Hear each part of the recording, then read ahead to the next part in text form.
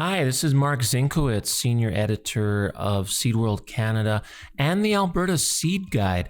I had an opportunity last month to facilitate a panel discussion at the SeedLink conference held in Brandon, Manitoba. This is a conference put on by the Manitoba Seed Growers Association. The panel was regarding how our industry can increase certified seed usage and how we can communicate the value of new genetics to both growers and end users. I had three great panelists. Peter Entz is Vice President of Seed and Traits for Richardson. Adam Dyck is Canadian Program Manager for Warburtons. And Heather Hill is Research Manager for the Prairie Research Kitchen at Red River College Polytechnic. In front of an audience of seed growers and others throughout the industry, we chatted about this very important topic, and my panelists provided some really great insights that I hope will be of value to you and everyone throughout our industry. Enjoy the panel.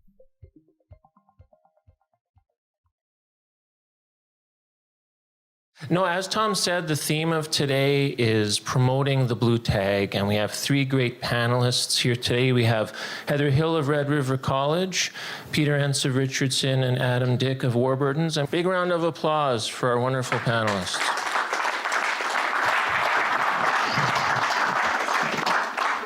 So like I say, we're here for a specific purpose today, and it's to promote the blue tag, to get people interested in certified seed, get more farmers growing it, which isn't easy. I did some research online, and according to the few surveys that have been done, something like 13% of wheat growers in Canada use certified seed.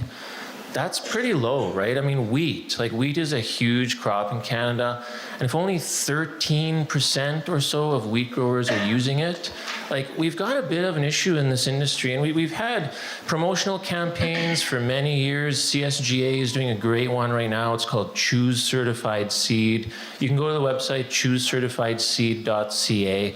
So it's something we've been trying to do for a very, very long time. But how do we really get more people to use this? It's not an easy task.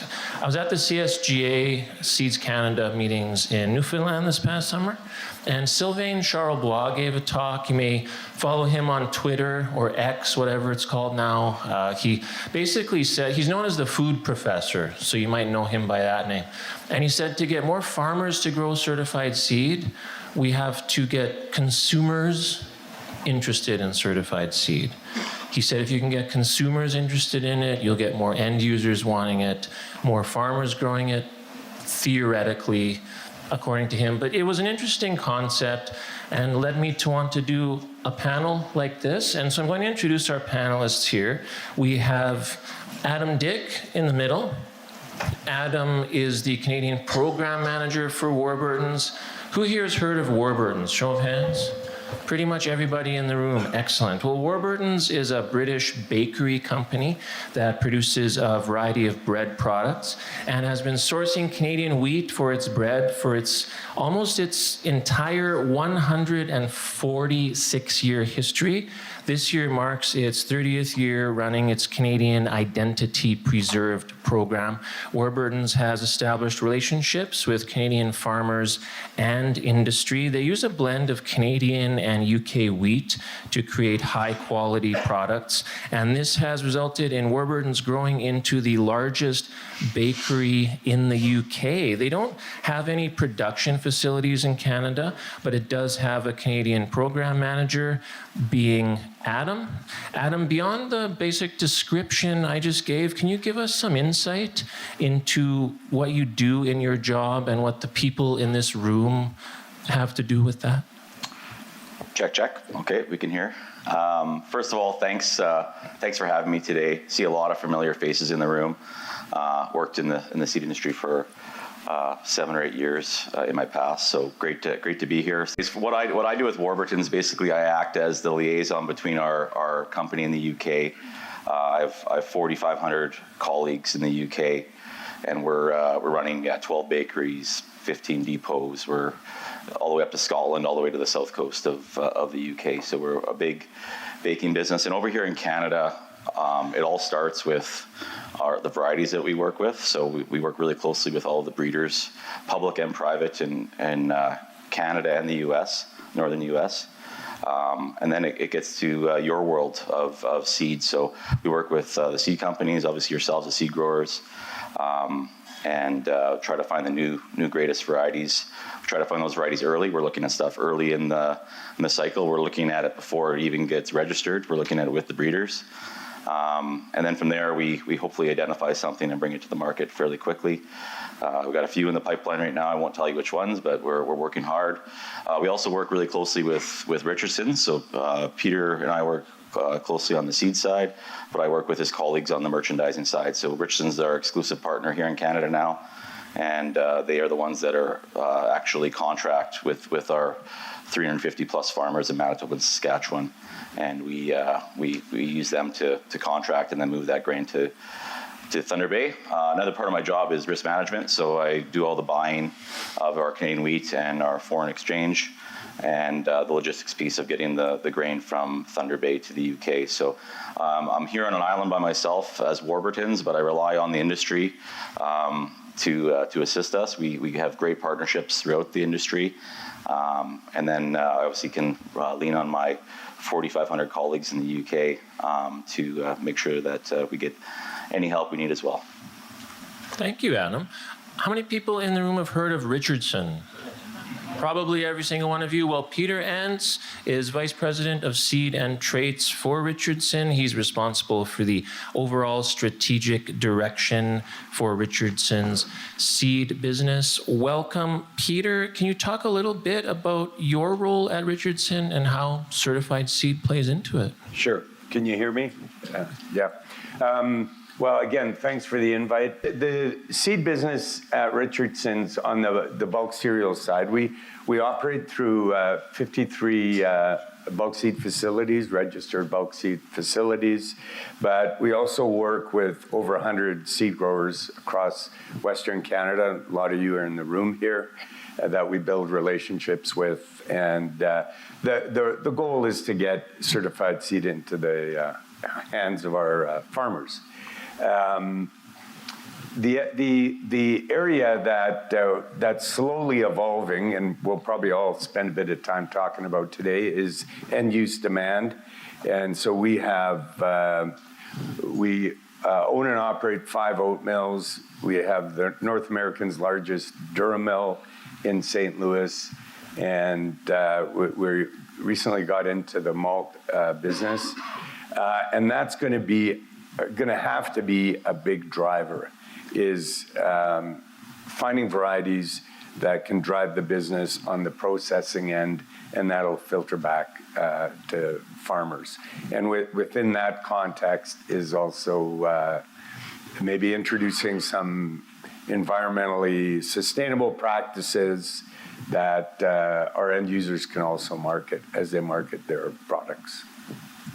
Thank you, Peter. And last but not least, we have Heather Hill. Heather is a food scientist who works as a research manager for the Culinary Research and Innovation team at Red River College Polytechnic in Winnipeg. She joined the team in 2018 and brought her expertise in food development research, especially in plant protein and pulses. She actually works with agri-food companies to provide practical solutions for their product ideas and challenges. So you, Heather, of all people, know that what goes into food really matters from a quality perspective. It makes all the difference between people wanting to eat your food and going, I don't really know if I want to try that, right? And that's kind of the death knell for a restaurant or a food business, especially today post-COVID. So you're here, Heather, as someone who can offer us insights into why specific value-added ingredients are so important in food. So in that spirit, can you tell us a bit about your role at Red River College and why value-added ingredients in general are so important to what you do? Sure, yeah. And Thanks for having me to speak about this today. I'm really interested to be here. My role at, it's called the Prairie Research Kitchen. We're at Red River College Polytech. We're an applied research institute, and what we're doing right now is we're an access point for entrepreneurs to be able to access the resources at the college. So that might be like knowledge or facilities or equipment that we have. I would say how it maybe relates to this group is we also help on the ingredient development side. So I would say, this group here, you're growing seeds, you're growing crops, but from my end of the room, my end of the table, I'm seeing ingredient suppliers. So it's really about understanding the quality of the ingredients and being able to meet the consumer expectations. So that is huge, and there's definitely variability among crops, and that's something that we do at the Prairie Research Kitchen is we can help to identify maybe some of the really unique functional traits of some of the ingredients out there, and then translate that into food product quality that meets consumer expectations time after time. It is so important. So that's what we do there. Thank you, Heather. Now, we've set the stage here in terms of why certified seed is really important for Peter and Adam, and why value-added ingredients are so crucial for what Heather does. Now here's where our mission begins. Like I said, wheat growers, what little research has been done, only about 13% of wheat growers are using certified seed. If you're growing a herbicide-tolerant crop like a canola or a soybean, usage obviously is much higher, but for other crops, cereals, pulses, it can tend to be quite low. So how do we change this? How do we really make an impact? We've got great campaigns like Choose Certified Seed, things like that are getting the word out, but how do we try and go beyond this to really drive adoption of certified seed and really promote the blue tag? So I'm just going to throw this question out there, starting with Peter. Just off the top of your head, Peter, how do we change this? How do we get more growers, people interested in certified seed beyond just, say promotional campaigns and things? Those are great. But how do we go beyond that? Maybe get more end users, consumers interested to really try and drive adoption of this? Yeah, well, that is the big question, right? I think we started down this path, as long as I've been with Richardson, and it all started by, you should buy certified seed. It's the right thing to do. That doesn't work, and we've stepped away from that. So just to be that grower who's doing the right thing isn't obviously isn't a driver. One of the things that we've noticed is just the convenience certified seed provides you. So now a lot of our seed, well, I should put it this way. With our customers, we talk about their bulk seed needs, and our promise to them is whatever they want, we'll bring it in, and when they go to the field, they can pick it up, it can be treated or whatever. So that whole convenience factor became way more important than I thought it would be. Breeders need to bring new products to the market that are better than what farmers are currently growing, and that always gets farmers re-engaged in buying new varieties that are going to be beneficial to their farm. But what we've also experienced is there's some varieties that show up that are super good, and they're really hard to displace. So, and farmers are going to be comfortable growing them for 7-8 years. So that quick turnover of varieties isn't that much of a factor. Now, getting to the IP or the end use part of it is important.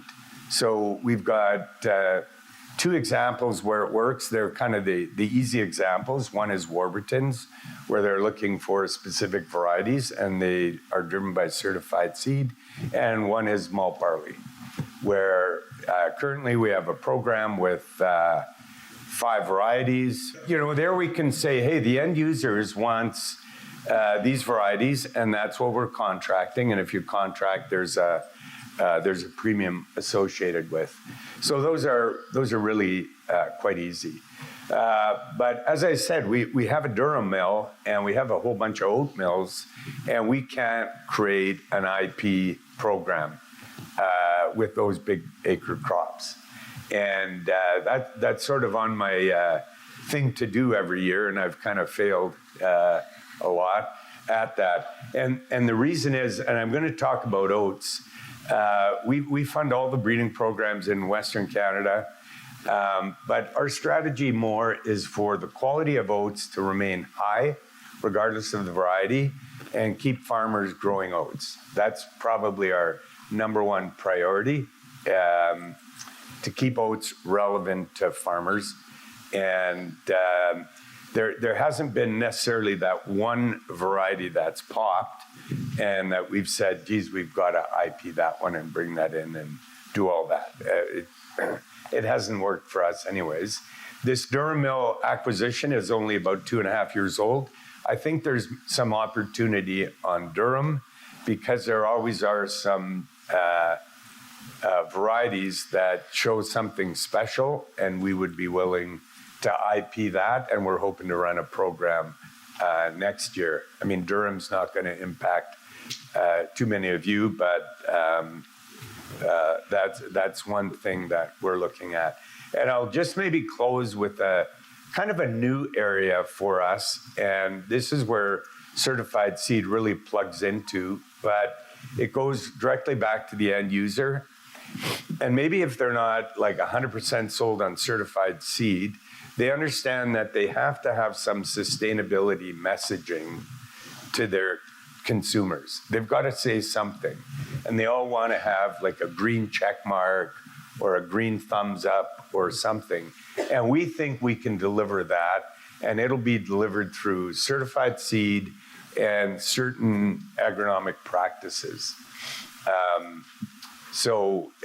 We're not going to go off script in terms of how farmers grow their crops, but we will probably encourage some adoption, for example, of nitrogen stabilization, right? Nitrogen is a bad word in the environment, and if we can help reduce the greenhouse gas emissions, that'd be very positive. And if we can wrap that into a food product, it's even better. So we need to go beyond just telling growers, use certified seed because it's the right thing to do. We need to focus on quality attributes, sustainability. That was a big thing that Rob Sayek talked about yesterday. Adam, that sounds like it has a lot to do with what Warburtons does. I mean, quality, that's something Warburtons customers are hugely interested in. They want a quality bread product. Sustainability, I'm sure that's something the company is promoting, how sustainable we are, how good for the environment our operations are, et cetera, et cetera. I'm going to throw that question to you now, Adam. What do we need to do from that perspective to generate more interest in certified seed? I probably have about 10 thoughts on this. Probably none of them will result in more seed being sold, but I have ideas. I grew up on a pedigreed seed farm. As I said, I worked in the seed industry for 7 or 8 years with many of you, and then I've been working at Warburtons for 14 years, heavily involved on the variety side of things with seed companies and a lot of seed growers as well.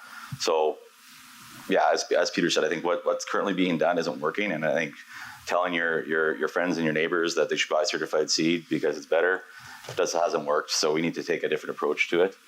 I guess from a Warburton standpoint, we fully bought in to certified seed. We see it as a big positive for a number of reasons. First off, varieties are different, and Mark, you mentioned that canola and corn and soy, they don't have this issue. They sell everything as certified seed. It's quite ironic because those are the most stable crops and the most homogeneous crops growing, especially soy and corn. The American farmers just pile it high in a big bin, and it's easy to handle. And they have certified seed nailed with herbicide resistance and hybrids and things like that. On the cereal side of a lot of things that we grow here in Canada, on wheat and barley and oats and pulses, there's so much variability by variety. It's scary.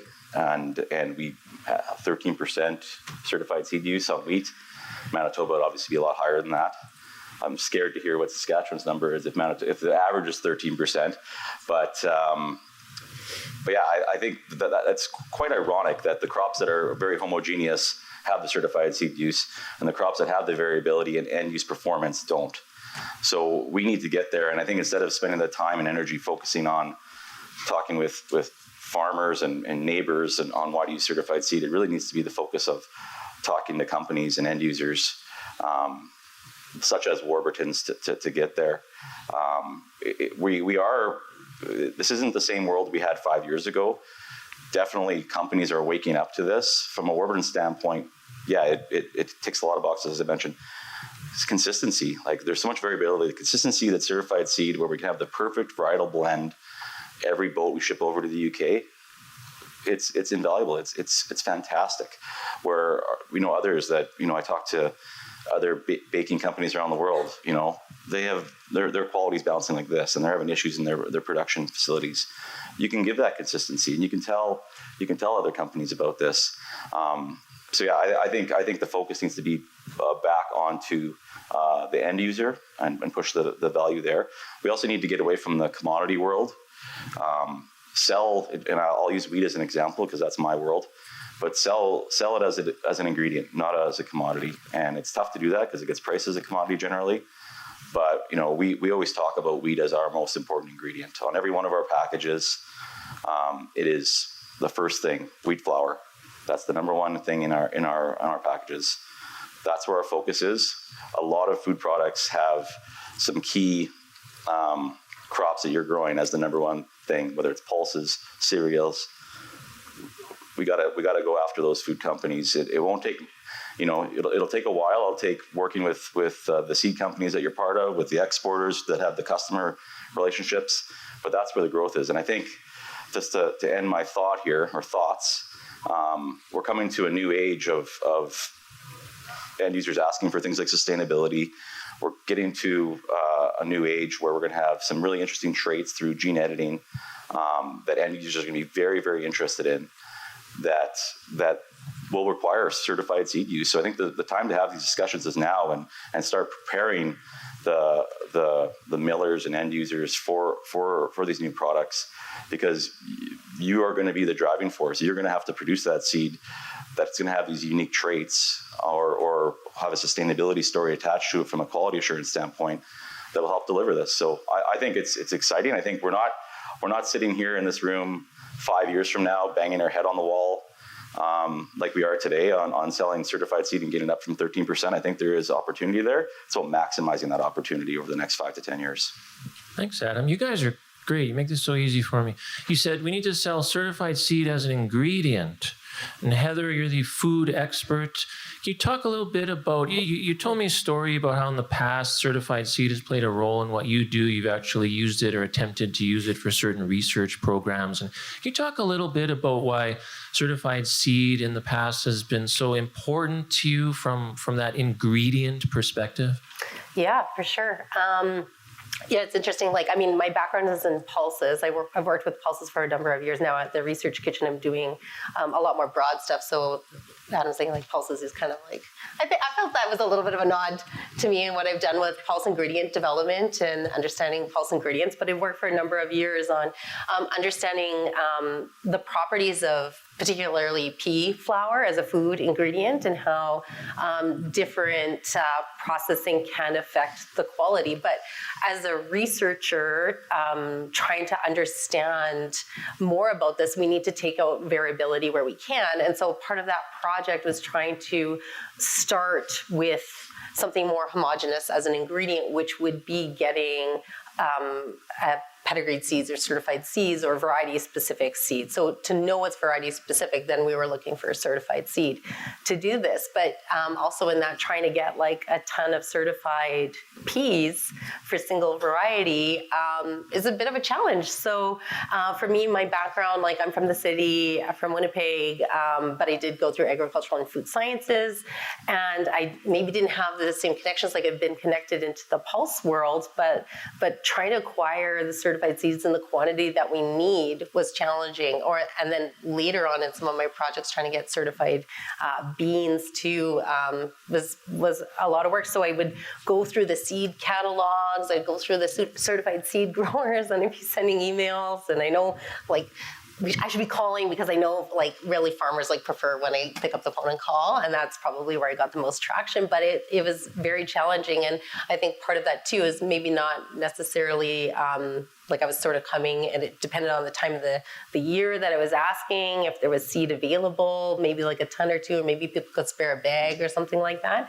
But that was a really challenging process for me. And I think because I was looking at sourcing pulses, like you were saying, Adam, there's a lot of variability in the pulse genetics. There's less, I don't know really the numbers on the amount of certified seed for pulses that's available, but it was something challenging. And I do want to make a quick comment, if I can, Mark, about something Adam mentioned about how wheat is more homogeneous, but there is more certified seed available. I think what that might play into, and we'll see a difference in the coming years, is what are we expecting from the functionality of our ingredients? So the wheat industry is particularly for the use for bread quality is very defined, like centuries of definition too. I mean, like there's a lot of Still lots of variability in there, but there's a lot of approved methods, yes, like from our side, on the food science side, on if this will perform in a bread application. So it's like directly related.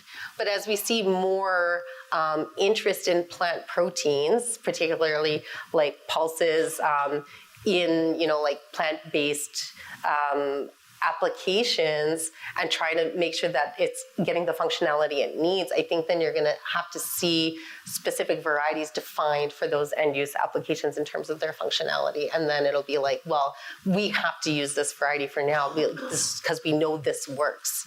And we've seen that at the Research Kitchen is, sometimes we'll get a process all set out, it works, and then we make a change, and all of a sudden it's not working in the application we're doing, and we're expecting so much of that ingredient to be able to perform. So it's something I think new for pulses to have that pressure on them as food ingredients. So I think that might, like we were saying, like I don't know if we'll be here in 5 years because there's such a push on that right now. Yeah, I look at how far. We used to do lots of work together with Siggy, Cereals Canada now with Heather. So Heather was one of the pioneers of trying to identify pulse end-use quality on the flour side. And when we started talking, this would have been like 8-9 years ago, probably 7-8 years ago. Yeah. It was like shape, color, size. It was just the canning industry had defined pulses. And then we started asking questions like, well, is there a variety difference on protein content or fiber content? And they were just starting to figure that out. And because of the good work that Heather and others have done, now you're starting to have these conversations. And we've had all this pulse processing capacity put on here in Western Canada. And these questions are being asked of, they want higher protein. They want different end use quality parameters, and they want consistency. And it's wheat's been focused on this for a long time. Pulses have been 5 years really, so there's a lot of growth there, and I think wheat still has a lot of room to dial things in a little bit as well. Sure, yeah. For sure. Well, and that speaks to this issue of barriers. I mean, Heather, if you're trying to access things and you can't get it, and that means, that maybe we as an industry have inadvertently maybe put up some barriers that make things hard for you to access. And Peter, I'm curious, what's the biggest barrier you have found in getting people to want to work with Richardson and to grow certified seed? What's that number one hurdle that you've struggled to try and get over? Well, I think it's not on. It's more on the end use side, where they come to us with a long list of their demands, what they need, when they need it, and then when you go to price it, there's no premium, right? Well, we want to get all this, but we just want to pay a regular, CWRS bid for that. So really, the end users haven't stepped up yet, but we continue to work with them, and I think one of the advantages we have is we also are an end user, with our Duramill and oat mill and stuff like that. So we think we have a better opportunity to maybe build that bridge. But Adam mentioned gene editing, And I just want to talk about that because, I think it was February of this year, the CFIA opened up gene editing, i.e. they were taking away the hurdles for Canadian scientists to bring these products to market. So I think that's got massive opportunity. And I think you're now going to have, you're not going to be reliant on the big life science companies to develop new traits and introduce them. There's going to be a lot of room for a lot of small local companies to develop traits, incorporate them into varieties. So very, very exciting for Canada. And I think for our business here in Canada, certified seed will be a huge part of that. However, the barrier is where all this wheat, for an example, is going to end up. So there's still export barriers or barriers with importing countries that we have to, make sure we can eliminate. But I think the first step was getting that approval is awesome. The second step is, priming the pump so our farmers can grow these products. But the critical third step is international approvals. Yeah, and getting, like you say, end users interested. And Adam, Warburtons being a manufacturer of these products is an end user. Heather, designing food products, end users. Adam, what's the most effective way you found to get people interested in this from an end use perspective? Not so much convincing growers to work with you, things like that, but just from an end use perspective. I know it's a bit of a fantasy maybe to think that we can really get consumers to care about certified seed the same way they care about, some people want to see that non-GMO label, some people want low sodium, some people want to see no preservatives on the bag, things like that. It's a bit of wishful thinking to think that, a certified seed label on a loaf of bread is going to get them interested. I'm not sure it would have the same psychological effect that, something like the non-GMO label has on some people. But Adam, what do you think in terms of getting people interested in this from that end use perspective? What can we do? The easiest thing that I've found is to show people bread. And I'll show them a range of bread that is different varieties grown at the same location.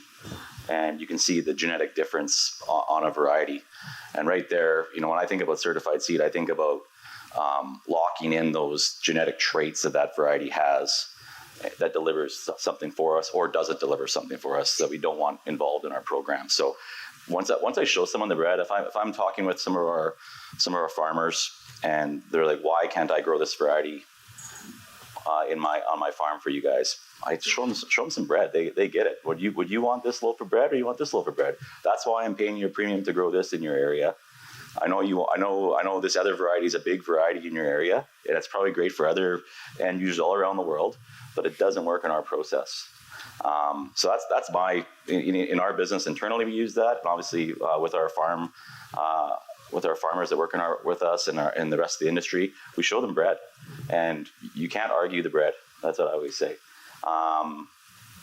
Just to add a little bit onto that, I guess I'm surprised that more end users haven't stepped up and gone the IP route.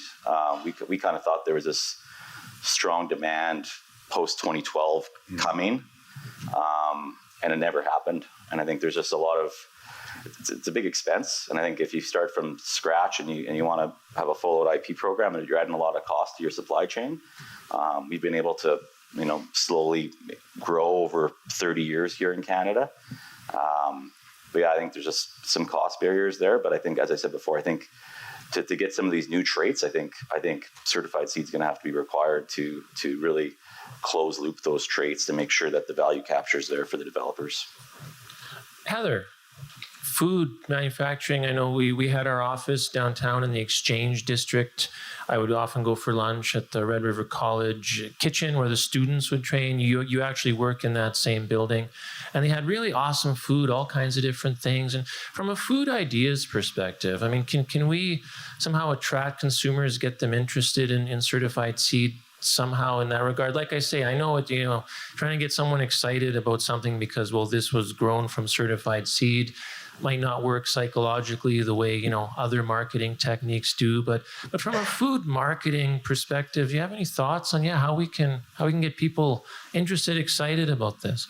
Yeah, that's a great question. I think inherently, like, consumers are looking for quality, and I think Adam really touched on that, was they don't even maybe understand like how much reducing the variability from the ingredients like plays out in things like taste and texture, which are like paramount for consumers, for sure.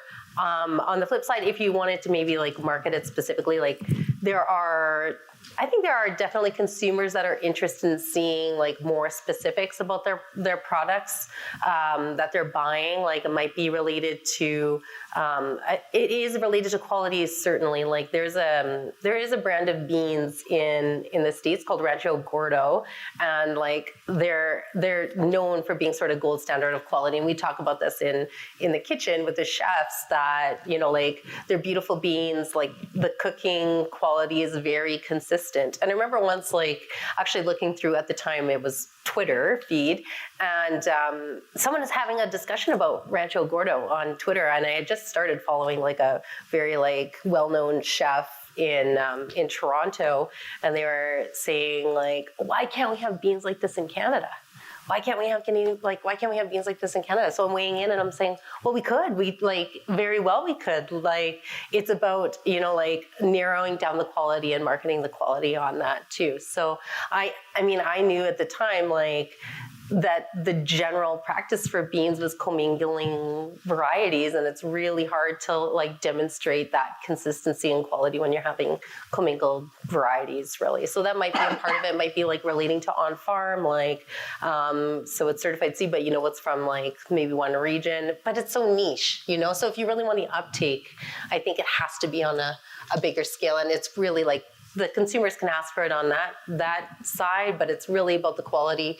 I think what Adam was saying was dead on. Like, end users in terms of food manufacturers have to understand the value that they don't have to worry about variability for their process based on the ingredient quality. That is so important.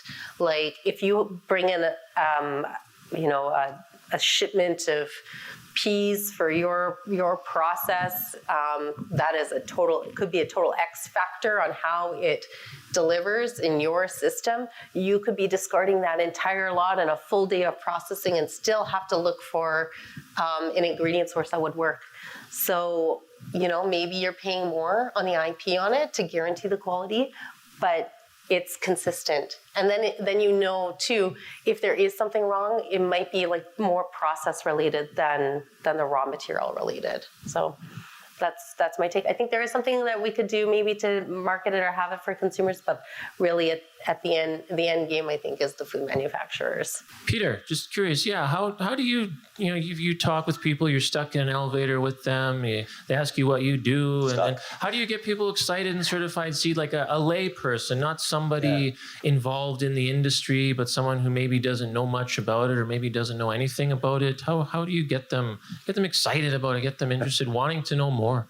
I think just in sitting here listening to the other speakers,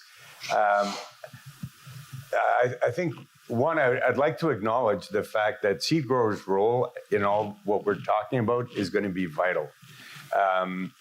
Because, as you guys know, certified seed is that traceability factor that we as Richardson can sell throughout the value chain. But I don't think we're not motivated in putting a certified seed stamp on everything. We're motivated by what that certified seed can bring, if it's a new trait, if it's some sort of sustainable production or whatnot. The certified seed will be the vehicle, but I don't think it's something we're going to be interested in promoting per se. I would say the other thing that's very interesting for us is we need to do things at a large scale. So, if there's a chef in Winnipeg who wants a certain thing, they're probably best working directly with the seed grower and you can bag some stuff or develop some totes for them or whatnot. And that works perfectly. What we're looking for an example, this Durham project we're on, I mean, we're going to kick tires at 5,000 acres, right? So, and 5,000 acres hopefully produces a lot of tons you can take to the mill and process it. And we need to prove that these attributes can follow through that commercial production. So we're looking for scalability. So ours maybe isn't maybe as niche as some of the examples you have, Heather. But I think the benefit is if it is scalable, it's going to impact way more acres. Yeah. So we almost need to get them interested in certified seed by not boring them, trying to tell them about certified seed. So we need to go back to what Adam said, sell it as an ingredient and talk about this product as something that leads to something that's really special, not the certified seed itself, but essentially what it can make. I think is what I'm hearing. I just want to check in with the audience. Does anybody have a thought, a comment, a question, anything? Jake here, seed grower from Minto, just outside here. First off, Adam, I was a little disappointed when it wasn't Samuel L. Jackson on stage today. Sorry, can't afford him. Sorry, just for anyone who doesn't know, if you go to Warburtons' Twitter page, in the UK, they have Samuel L. Jackson as their spokesperson. It's kind of funny, actually. You should check it out. So go ahead, Jake. That was great. Thanks for the plug, Jake. So my question would be for Adam and probably Heather too. On the consumer side, is there an interest, you talked about a lot, the consistency and quality. Is there an interest there in knowing about the traceability from the consumer too, and that sustainability aspect? Like on Warburtons, Adams, and Heather answered you, Warburtons, have you ever done any pilots with, QR codes on the bread loaves and that kind of IP traceability? And Heather, what's the kind of appetite there on the consumer side for that traceability story? You go first. You can talk a little first, yeah, for sure. I would say there's definitely opportunity on the traceability side, but I don't know if it'll be at the scale that we really need to push it forward.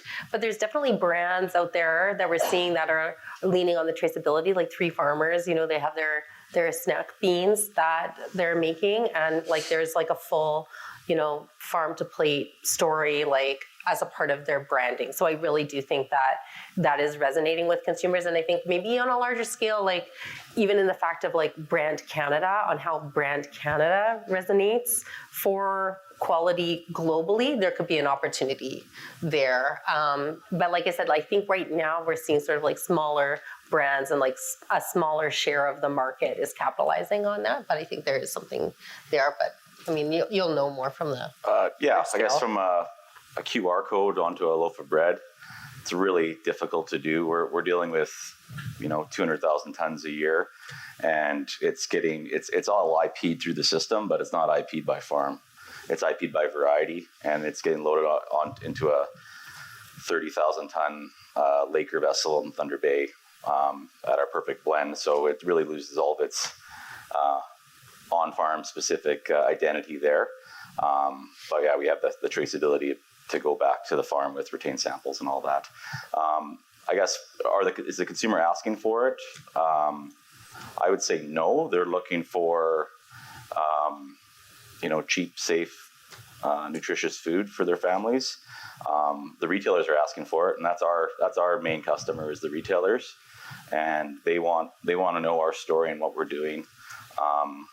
There's a lot of there's different countries have different issues right now on country of origin labeling and things like that. We're getting pressure from groups on just, we're requiring UK farmers to do X.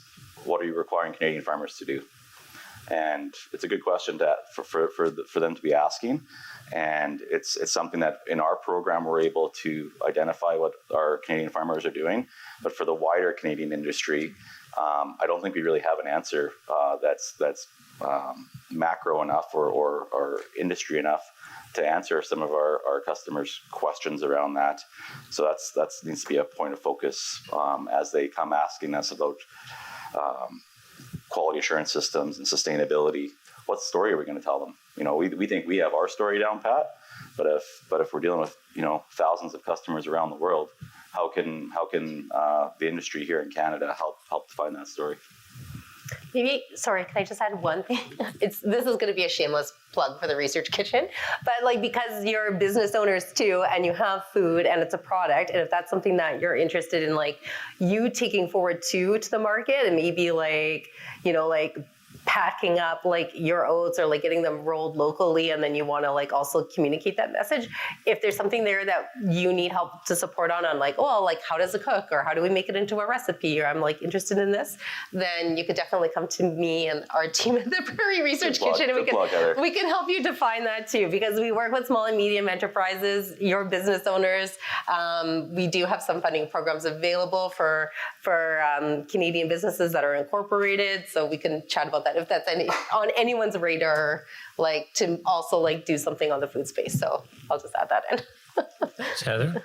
Anybody else? Comment, question, any burning questions in your mind about this topic? There's got to be something. Somebody must be one. I'm curious, Adam, have you met Samuel L. Jackson? I have not. You haven't? We'll have to book him for next year, Jennifer. Yeah. So, okay, put him on the list. Mark, I'll maybe jump in with a quick question. Absolutely. Maybe for Peter or anyone on the panel, I guess. Thinking about this room specifically, seed growers, how can we help with the messaging to end users? Is there a different message or way we can market what we do to support the efforts that you guys are working on? That's a good question, Tom. I think just by you doing what you do is probably the best thing to market it. And if we have an end-use customer, if we take them to your place or other people's places, it'll be impressive, right?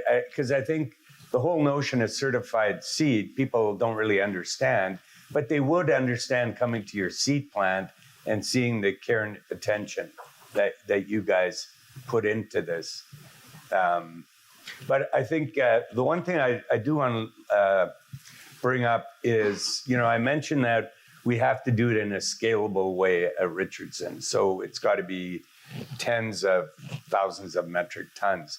But it's completely possible.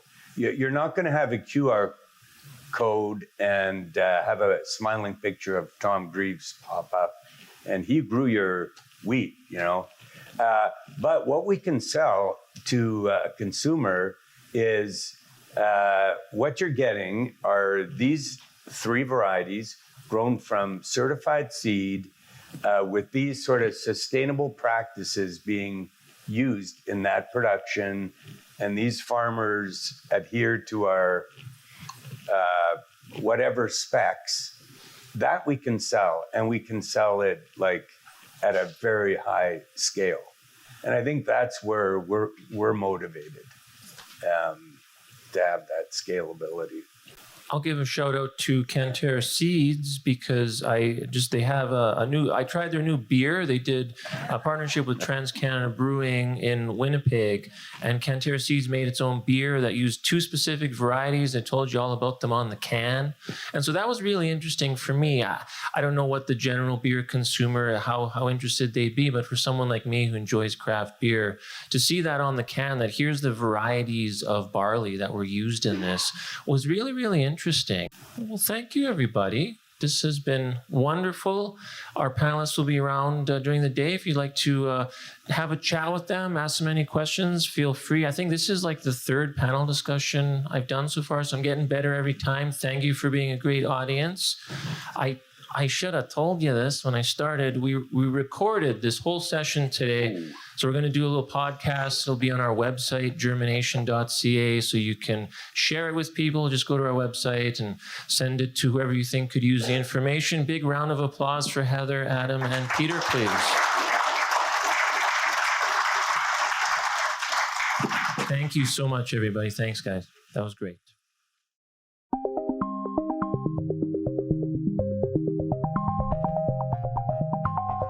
Thank you so much for listening to the podcast today. For more great podcasts, visit germination.ca.